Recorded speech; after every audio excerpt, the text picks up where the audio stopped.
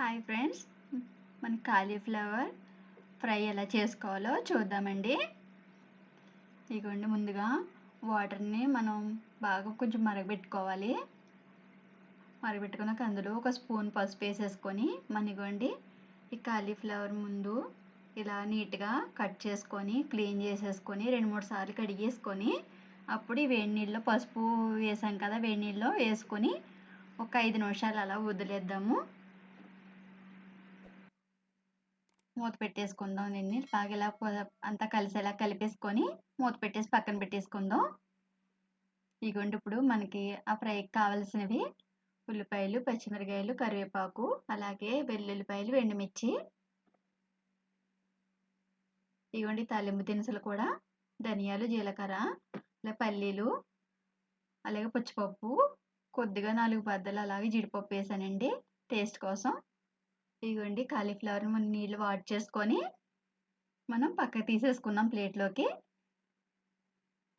ఇప్పుడు బాండీ పెట్టుకొని కొద్దిగా ఆయిల్ వేసి ఫస్ట్ తాలింపు దినుసులన్నీ మనం ఫ్రై చేసుకుందాము. ధనియాలు, జీలకర్ర వేసేసుకొని కొంచెం లైట్గా దోరగా వేపుకుందాము.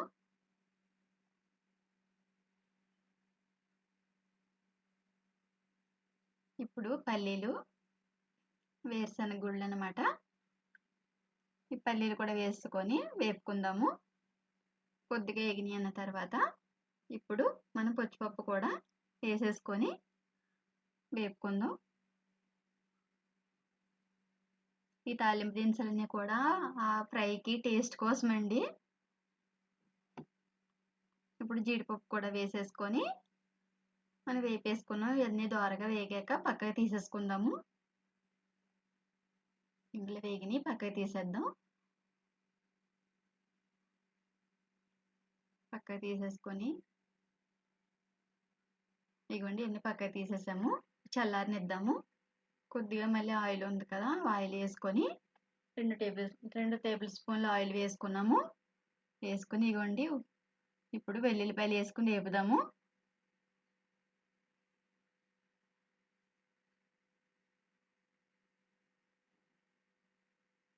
వెల్లుల్లిపాయలు కొద్దిగా వేగిదాకా వేపుకొని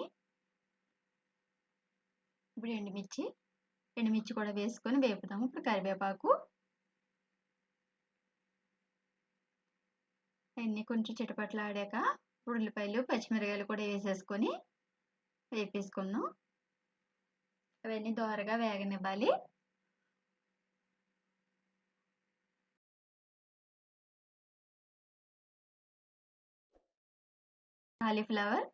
కాలీఫ్లవర్ కూడా మనం ముందుగా ప్లేట్లో తీసుకున్నాం కదా, ఆ కాలీఫ్లవర్ వేసుకొని మనం ఫ్రై చేద్దాము.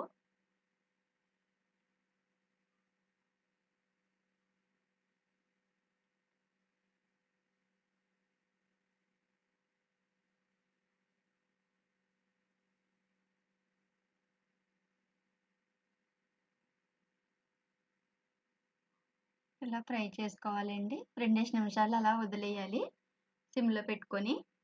కొంచెం బాగా మగ్గుతుంది. హై ఫ్లేమ్లో పెట్టుకుంటే మళ్ళీ మాడిపోతాయండి. మనం ఇలాగే వేగాలి కదా. ఇప్పుడు ఈలోపు మనం ఇవి తాలింపు దినుసులని మనం ఫ్రై చేసుకున్నాం కదా, పల్లీలు, జీడిపప్పు, ఇవన్నీ అందులో కొంచెం నువ్వులు కూడా వేసుకొని అవి కూడా మనం మిక్సీ పెడదాము. ఈలోపు ఫ్రై ఎగుతూ ఉంటుంది.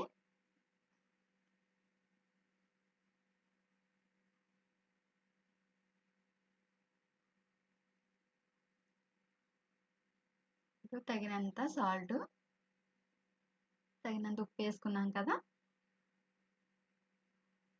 వేసుకొని మళ్ళీ అంతా కలిసేలాగా కలిపేసుకొని మళ్ళీ పలుచగా సర్దేసుకొని మళ్ళీ ఈలోపు ఇవ్వండి అవి వేగేలాగా మనం ఇది మిక్సీ పట్టేసాము. మధ్య మధ్యలో ఇలా వేపుతూ ఉండాలండి. 2 నిమిషాలకు ఒకసారి కలుపుకుంటూ ఉండాలి. లేకపోతే కొంచెం మళ్ళీ అడుగంటి మాడి వచ్చిందంటే బాగోదు, టేస్ట్ తేడా వచ్చేస్తుంది. మళ్ళీ ఇలా 2 నిమిషాలకు ఒకసారి కలుపుకుంటూనే ఉండాలండి. ఈవెన్గా మెత్తగా మగ్గుతాయి. అంటే మళ్ళీ అలా తిరిగేసుకుంటూ ఉంటే మళ్ళీ అడుగునున్నవి పైకి వస్తూ ఉంటాయి కదా, అలాగా అందుకనే 2 నిమిషాలకోసారి కలుపుకోవాలి. ఇగోండి పౌడర్ మనం మిక్సీ పట్టాం కదా! పల్లీలు, జీడిపప్పు అలాగే మనం పచ్చిపప్పు అన్నీ కలిపి పట్టాం కదా! అది తీసుకొని ధనియాలు, జీలకర్ర అన్నీ కలిపి అది ఇప్పుడు మిక్సీ పట్టింది ఇందులో ఏసేసుకొని బాగా ఫ్రై చేద్దాము. నచ్చితే లైక్ చేయండి ఫ్రెండ్స్. సబ్స్క్రైబ్ చేసుకోండి. మన ప్రియా ఫుడ్ ఛానల్‌ని ఆదరించండి ఫ్రెండ్స్.